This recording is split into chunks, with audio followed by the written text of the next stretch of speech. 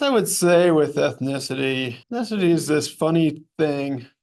Kind of looks like this. Goldberg A machine. Rube Goldberg machine. Yeah, that's what I think of it as. This is supposed to be a toolkit for a global age, but really, ethnicity might be the Rube Goldberg tool of anthropology, which is to say, it's really super complicated and it's been used in so many crazy ways that I don't know. I get not sure if it does what we want it to do anymore. It's all about making something that should be simple much more complicated than it is. All right.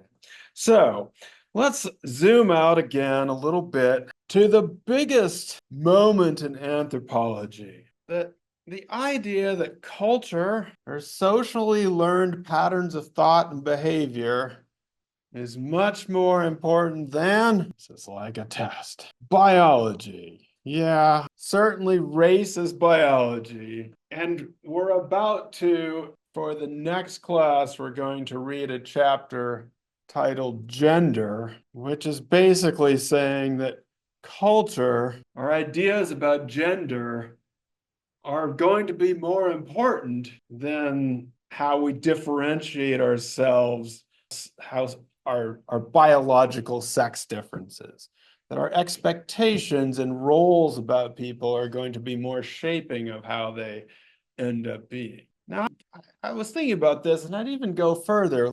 If this were not true, there actually wouldn't be any reason to have an anthropology class. Why would you do it? What would you have instead?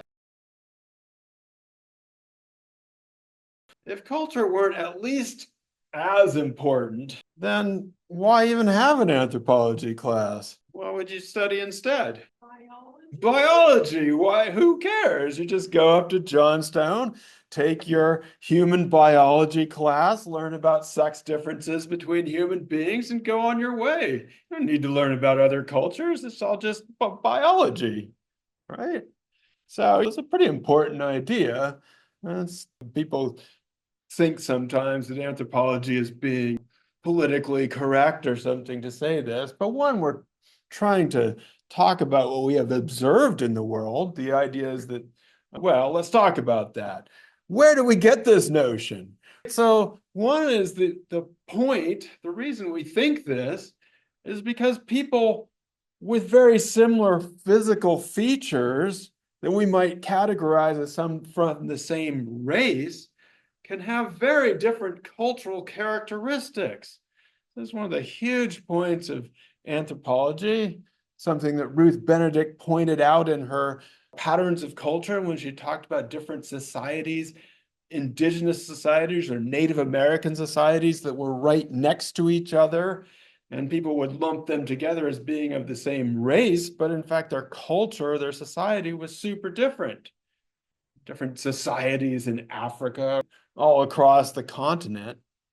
Or you can have people who look very different from each other, sharing a language and a culture and becoming completely a part of that. So the evidence for this is pretty clear. What anthropology was trying to do, of course, was to describe culture in that big sense, that culture is learned behavior, that we all need it, that's how we become human, and that it's always changing and it's dynamic, and it gives us multiple possibilities for being human beings. And so this is, again, launched against the ideas of the time 100 years ago, against the idea of biological determinism, and in many ways then became against the idea of race itself and the discovery that our ideas about race were in fact cultural constructions put upon variable biology. Now, some people would like to say that would like to celebrate this and say that anthropologists are all anti-racist and all progressive in this way. I would say that that's not really true. In fact, it didn't pan out that much. As we talked about, just because you're trying to show people that race as biology as a cultural construction doesn't necessarily mean you have addressed the underlying institutional racism of the society, and it doesn't really change it. In part because the popular take, or the way this was absorbed into the world, the way that people got excited about this is to talk about culture. And so culture became something that you had and was pretty much a determining feature of your life. And it's not something that changes, it's always the same. It's like tradition, and you can categorize people and you can bound them into that. And as we've talked about, this is the same thing as race. It's just changing your terms around. And so for many people, it was like, all right, fine, anthropologists, let's just say ethnicity instead of race. Something you were born into and basically biological. So I don't mean to pick on you. This is just an average idea, right? That ethnicity is what you're born into and it's your biology. Basically, you're the same thing as race. And it's reached the point that people get really afraid to even use racial categorization terms. For example, let's try this out. What is my racial categorization? What box do you think I check off on this census? Is it starting with a W? You see how scared people are? They can't even say it. They have to go in these coded terms. Does your race start with a W? I mean, it's hilarious. So yes, in fact, whiteness. And so people get scared to even say that. They think if you say white, it's racist already. If you say black, it's racist. In fact, many white people, if you ask what race they are, what will they say back to you? It's this word that we use that makes us sound, I think we use it because we think it makes us sound more scientific. Caucasian. What race? I'm Caucasian. Caucasian. It sounds scientific. And it was used in anthropology, this idea of the Caucasoid race, as opposed to the Mongoloid, which is, don't use that word, by the way, that is insulting. And Negroid, and don't use that word either. It's odd that people continue to use the word Caucasian. Does anybody know where we got that word from? Does anybody know who the actual Caucasians are? Really? In the Caucasus, the mountains of the Caucasus, which are around the contemporary country of Georgia. In the country of Georgia now is basically the homeland of the Caucasus, or the Caucasian mountain range. And this, oddly, is where we get the term Caucasian from. It's very odd. It actually comes to us from a guy, well, there were a number of people who use the term, but it comes from the 1790s or so, most famously associated with a person named Blumenthal, who believed that this skull that he had found in the Caucasus was the most beautiful people on earth, and that this was where the Garden of Eden was, right here. Blumenthal was not talking about evolution. He actually believed that he was describing God's creation. And so he talked about the Caucasians, and he believed that the other races, they'd fallen from that. And so people were going downhill. It was a very odd idea. Oh, by the way, this is also where people are looking for Noah's Ark. They think it's there in this region of the world. No, I'm not kidding. I'm not joking. This is where they think they're going to find it. Yeah, they're always, they might have found it. You never know. So there are people from this region who call themselves Caucasians. In some ways today, people in other parts of the world sometimes look down on them. The most recent time that the term Caucasian as an ethnic group popped into the United States, I never remember it was the awful Boston Marathon bombing. Those two people were said to be Caucasian. They were actually from this region of the world, but that didn't really mean what most people mean. If you look at Caucasian or people from Georgia today, it's actually a very interesting multi-ethnic region. There's a lot of Muslim people in the area, different religions and different ethnic groups. I don't think this is what most white people mean when they say they're Caucasian. They're not thinking of this in their head. So it's a strange idea. Anyway, oftentimes people say, and some anthropologists have said this too, that we should use the words or terms for ethnicity instead of race. And so some anthropologists, and I have heard people say this, say, well, race isn't biologically real, but your ethnicity, your social and cultural construction of ethnicity, they're still saying it's a social construction, but that's real. In the same way that we say that money is a social construction, but is real, right? And so we'd say ethnicity is real.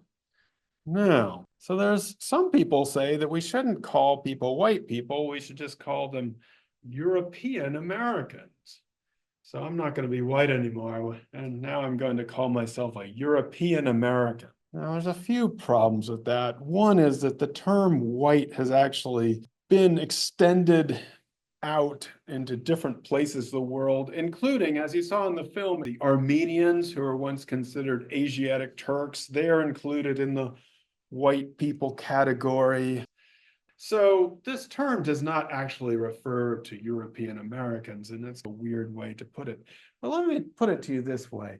What if we just adopted terms like, what if white people said we're European Americans and Black people said we're African Americans and Asian Americans, and we all just went by those terms.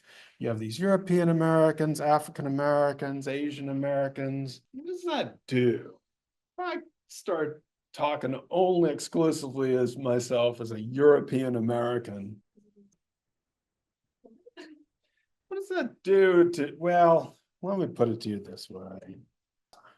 There's a utility to reminding myself that I should check the white box, because these kinds of euphemisms, as we've talked about, using culture as or ethnicity as a euphemism, if you're really thinking about race, then you're not really talking, then it avoids talking about racism, because the words for race have totally disappeared from this conversation. And it hides the power relations that might be behind this relationship between being a European American and being an African American. How did the European Americans get to America?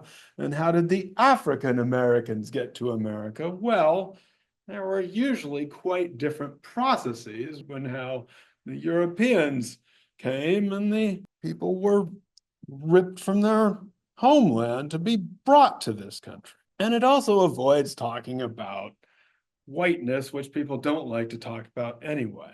Now, as we discussed in the last class, whiteness is basically, it functions as a default category or an unmarked category.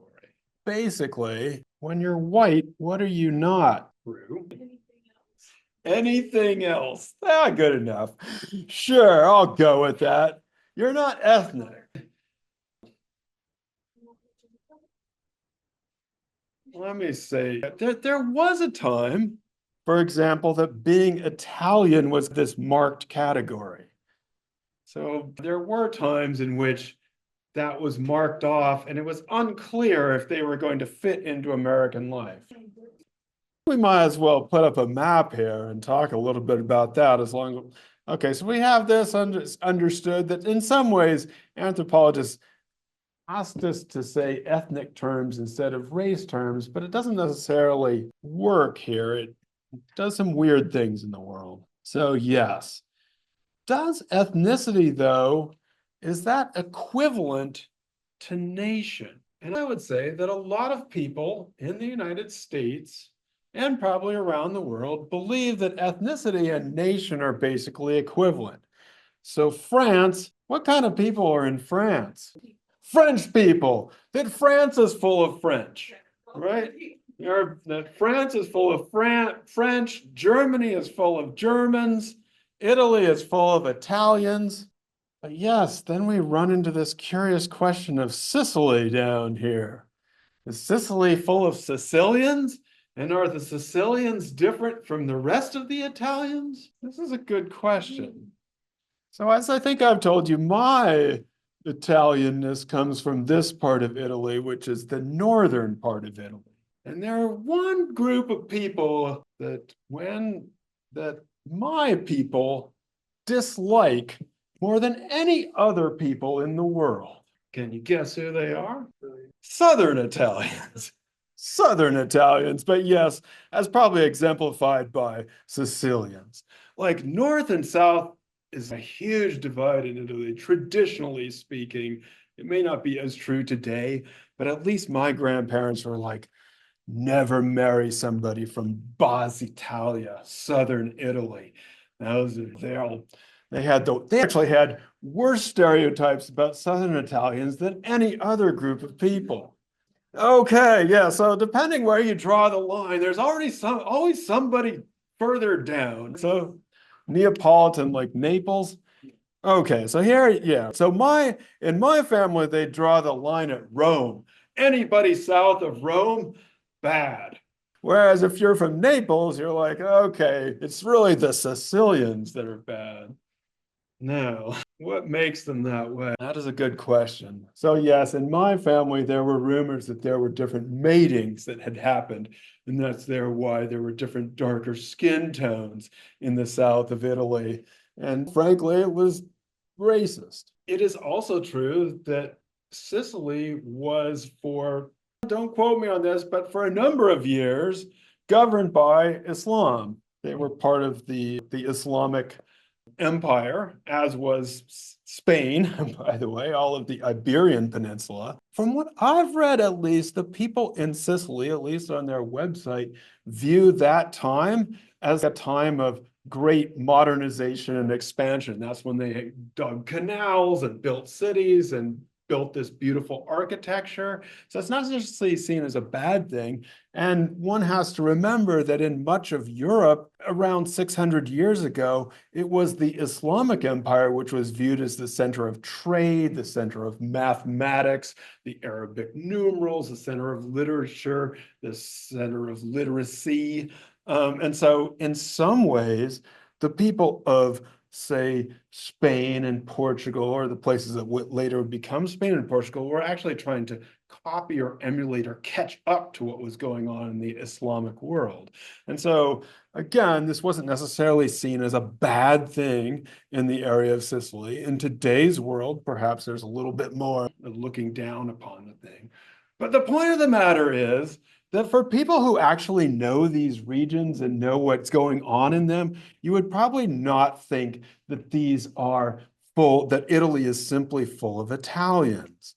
And so anthropologists usually haven't supported the idea that ethnicity is the same as nation, even though it is believed by many people. In fact, anthropologists are much more likely to say that ethnicity is not the same as nation. So let's switch continents for a little bit.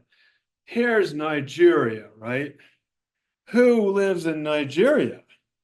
What kind of people? Nigerians. Or is Nigeria actually look more like that? So for many anthropologists, we were the ones who would assert that a country like Nigeria is actually divided up into lots of different kinds of ethnic groups. There you go. There's the TIV. You've read something from the TIV.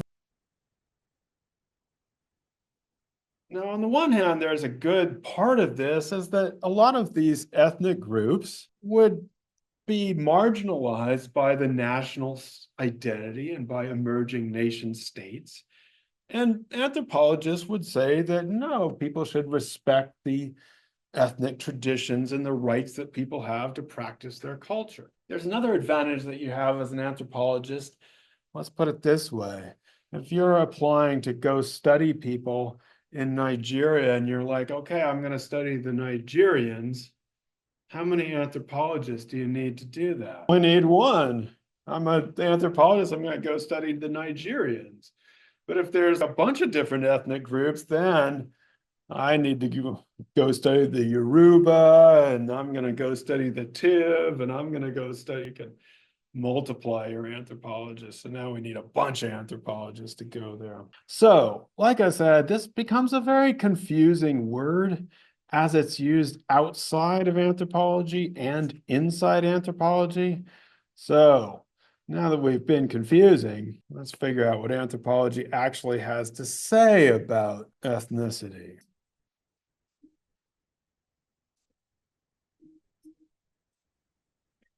One of the big points that anthropology makes is that contrary to what people might think before they read this wonderful chapter, it is not natural or inherent to people. It's often linked to biology, but in the same way that race, identities, and those kinds of things are social constructions, so is ethnicity. And guest here is borrowing on the work of Fredrik Barth, who was a very famous anthropologist who would trace out these boundaries. And he said that what happens is, it's not that people are necessarily inherently different from each other, it's that they magnify their differences in relationship to each other. So as they come into contact, or as they trade across these boundaries, they create these boundaries and then exaggerate or minimize differences accordingly. Which brings us to a second insight. What happens to ethnicity as you go into different places? It's influenced by its place. Yeah, very important. So what anthropology says is that ethnicity is going to be situational. Depending on your social location, it can shift, it can be emphasized, it can be de-emphasized. This often happens when people think they are of a particular ethnicity and live in this country and then go to that other country. Has this ever happened to anybody? It happened to me. I thought I was kind of Italian, and then I visited Italy. And they're like, no, no, no, no, you're not Italian. You're so freaking American. It's never happened to anybody. You might think that you're going to your homeland, and all of a sudden it's like, oh no, they don't really think of me that way. This happened to, as I mentioned, this happened to my wife. It happens to many Asian Americans if they're raised in this country and then travel to South Korea, and people would just be like, what's this American girl doing here? It can be very jarring. So that's an important insight, is that it often changes according to where you are.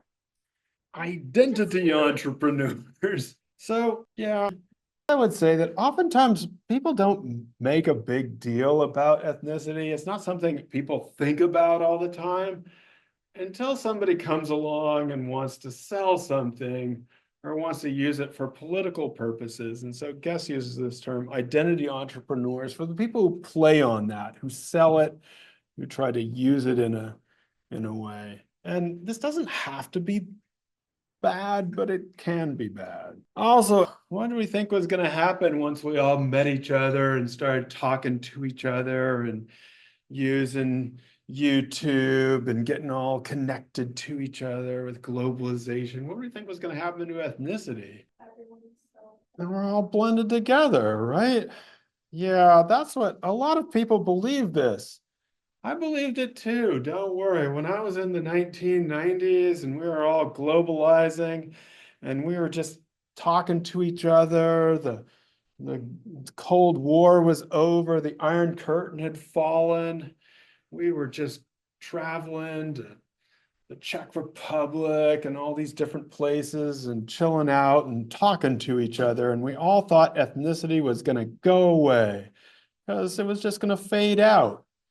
Turns out it didn't work out that way. In fact, it can intensify ethnic identification. And as we learned in, say, September 2001, it seems to be a potent force for making people seek this identity in the face of globalization. Another interesting insight from anthropology is that it is actually the nation state which often comes before or is at least co-producing ethnic relationships. Now, this is a really interesting insight which goes against what most people believe about the nation state. And I want to spend a little time on it just because it's so different from what we think about nation states. There's our quote. Most ethnic groups and nations are recent historical creations. Now, it depends on what you think of as recent. By recent, they mean here in the last 100 to 200 years. Now, for many people, that's a long time ago, and it is a long time ago. But it's in comparison to, say, hundreds or thousands of years. So most people think that nations are long, long ago, or ethnicity is long, long ago, when guest here is saying that nations are recent historical creations. Now he's drawing on the work of a historian named Benedict Anderson, who wrote a book called Imagined Communities. And what Anderson was saying is that our idea of a nation is based on this idea of a community, but that we have a community with a whole bunch of people that we've never met before. So I see myself as in the same nation as with a bunch of people from California. And I think of myself as in a country with them. Or here, we're from Montana, and yet we think of ourselves as Americans, just like you here in New York. I think of myself as a New Yorker. Yeah, Yeah. right. So see, even New Yorker, well, what kind of New Yorker? Southern New Yorker. Southern tier New Yorker. Most people, if you thought of if most people who say, I think of myself as a New Yorker, what are they referring to? The city of New York, and you wouldn't even be part of it. They'd be like, who are you? So it always strikes me sometimes around here, I have heard, where are you going this weekend? I'm going to New York. I'm like, wait, aren't we here? No, we're not. I'm going to New York, meaning the city. So, but actually, New York is itself an imagined community. There's millions of people here. We're not going to meet most of them. New York City, most people in New York City never get out of their little borough, but it's the idea that that community, which you might really have with Oneonta people, let's say, is expanded out across the nation. So that New Yorkers and Californians can come together and go off and fight people fight other countries. It's a very strange idea, right? In some ways, that you would get into a boat with somebody from person thousands of miles away and then sail across the world and fight somebody else. Like, people in other times would be like, what are you doing that for? Now, I want to give you a quote that exemplifies what we're talking about when we talk about nation building. It's a quote from a politician in Italy. See, I have a last name that ends with an O, but I can't pronounce that. American. My grandfather might have been able to do it, but I can't. We have made Italy. Now we must make Italians. This is 1861. What the heck is he talking about? What does this mean? Yeah. Okay. So this guy was very interested in this Massimo. He was very interested in unifying all these little provinces and city states and different areas. And he wanted to make a nation. I mean, he wanted to make a nation state. And he said, we did it. We have now a country. We have a government. We have made Italy. Now we must make Italians. What the heck was he talking about? So he says, we did it. We made Italy. Now we must make Italians. We're going to make some Italians. Yeah. So, by the way, I'm just pointing this out. What he's saying is, we don't have Italians yet. This is 1861. We have to make them. We have to make Italians. Well, how do you make Italians? Most people that wanted to make various nations, Germans, Italians, Spaniards, Mexicans, often modeled this on the way the French did it. Remember we were talking about the French and the French that live in France? At the time of the French Revolution, most of the people living in the boundaries of France did not speak French. As Guest writes here, prior to the 1800s, prior to 200 years ago, the French were a scattered collection of urban and rural people who spoke different languages, celebrated different holidays and festivals, practiced different religions, and held primary loyalty not to the French state, but to their city, town, village, or extended family. So they're like New Yorkers. Their allegiance wasn't to the country, it was to whatever local festival in town was going on. So what do you do with people like that? How do you teach them to be French? No.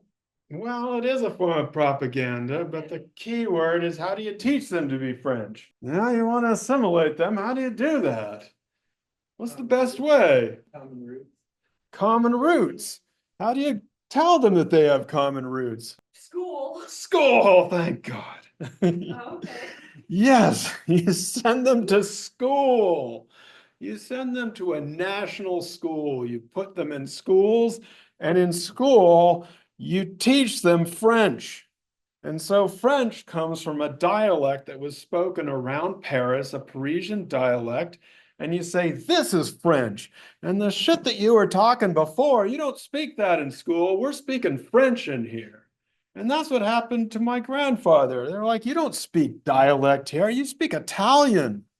I don't speak that. If you didn't speak that, you got hurt. So yes, you then give them the roots. You give them a shared sense of history and you tell them that this is important and that's important. And George Washington is important and Abraham Lincoln is important. Not to the French, but you know what I mean. Napoleon's is important. So you give them this shared sense of history. You also develop a national infrastructure. So you make your railways and roads to try and integrate people, to be able to make a national economy, to put people on the same track. So you try to integrate the country through infrastructure. You might come up with national foods and cookbooks and say that this is French cooking. Instead of people might have thought of it as a regional thing, you talk about this being French.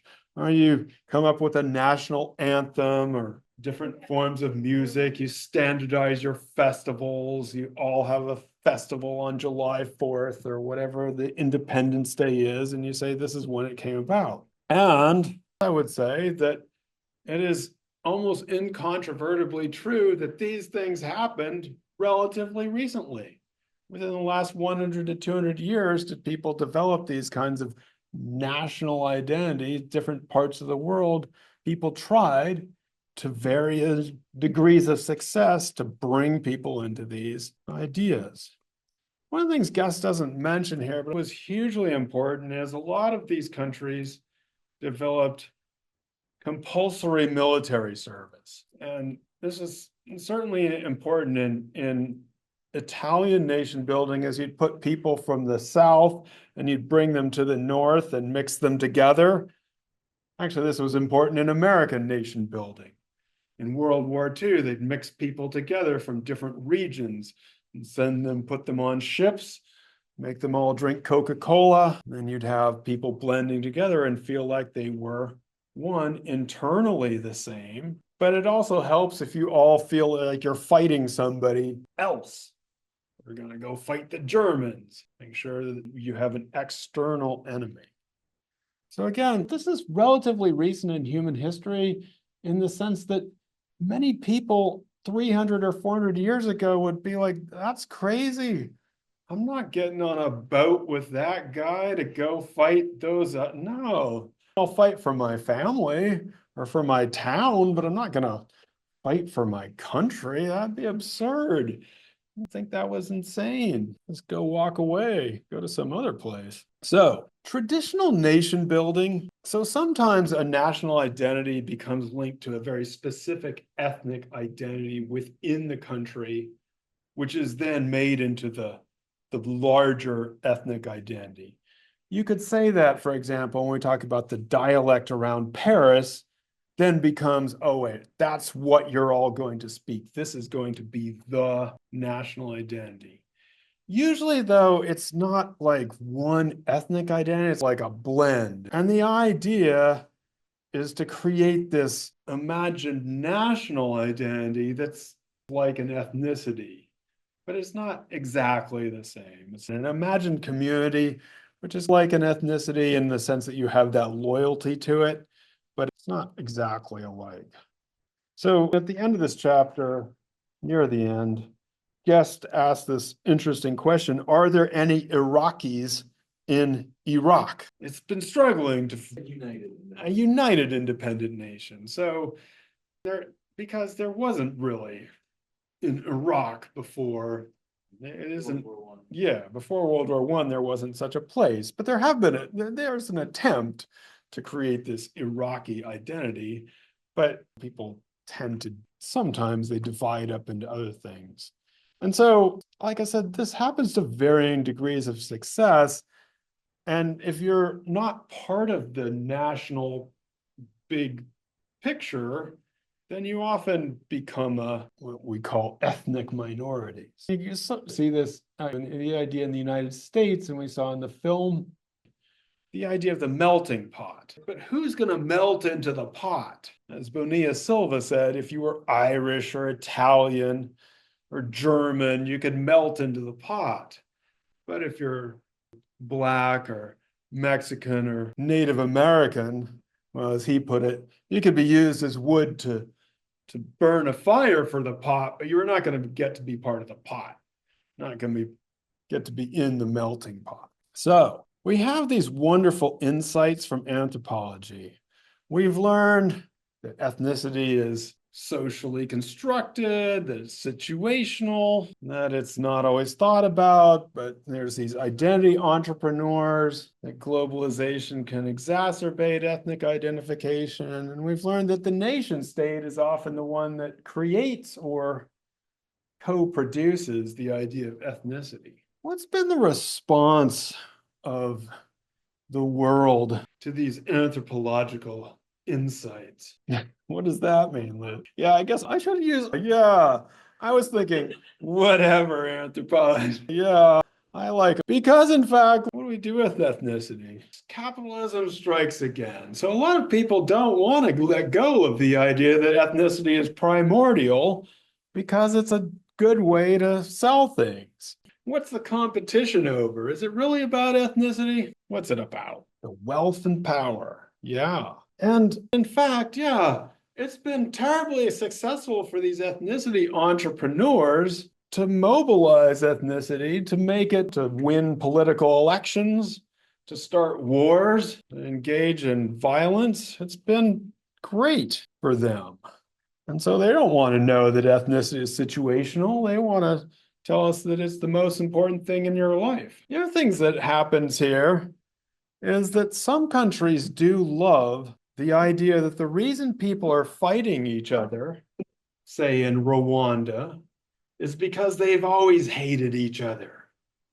Deep ethnic strife, deep ethnic hatreds. Who might like to blame deep ethnic strife on the contemporary violence that we see in different parts of the world? Who might like that idea? The elite, and I'm thinking the people who probably put those elites in place in the first place. Didn't you tell us something about colonial powers? What did they do? Yeah, and so once the colonial powers leave, here they've created this power situation, a power dynamic between a dominant group and now an inferior group, and they've been using that to play each other off, and then they leave and it's an independent country. Surprise, people start fighting each other and like, oh my gosh, thousands of years they've hated each other. We don't have anything to do with this.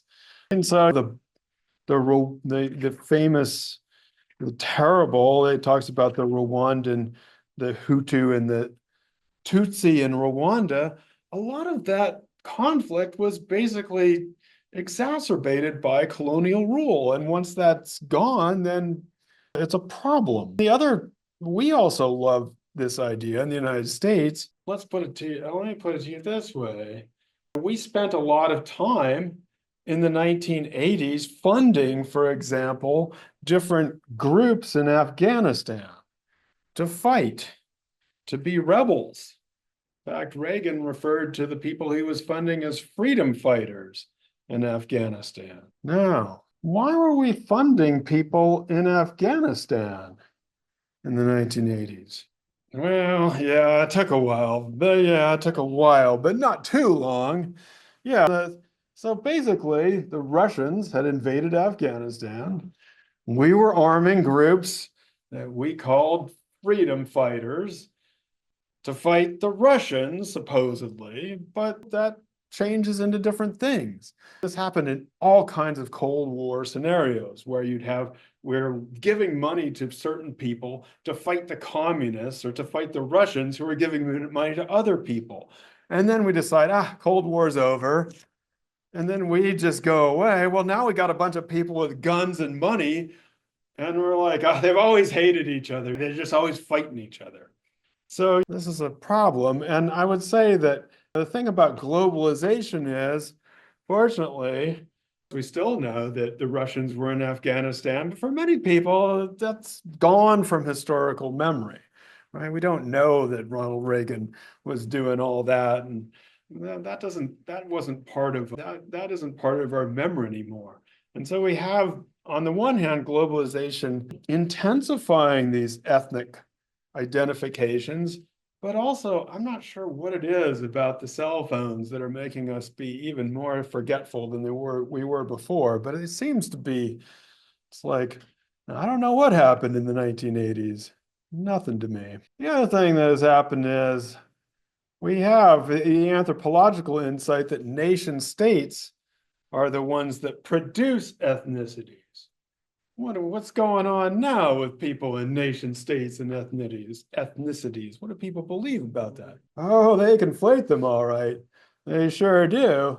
The ethno-nationalists are partying hard from all over the world. Some of them are marked. Some of them are like, yeah, we're this ethnicity. And again, this is not just our own country.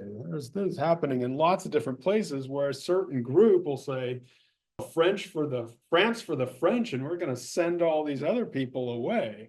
So some people are trying to mark their ethnicity, to go from the unmarked default to actually the marked, and it's working in a lot of places, or it's on the rise, I guess you would say. And so Guest says, it makes this little statement, which is this idea that in the United States, and I would say elsewhere, somebody mentioned the word assimilation, tensions over which model should become dominant in the US, ethnicity story, assimilation or multiculturalism, are constantly rising to the surface. So assimilation is the melting pot, that we can melt people into one identity.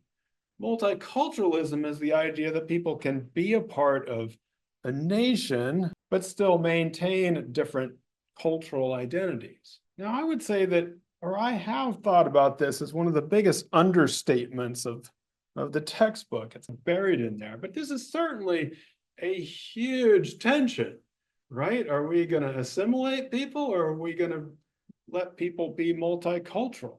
So at the end of this chapter, Guest tells us that we should be thinking like an anthropologist. Who is an American? Where he says you should be better prepared with the anthropological tools you need to understand the ways in which ethnicity and nationalism work in your life. And I hope that's true. I hope we've understood a little bit better the tools of ethnicity and nationalism. But I want to expand or change that a little bit. I think that oftentimes when we use the terms ethnicity and nationalism, we have to realize that you're probably about to blow somebody up. I mean, these have become fighting terms.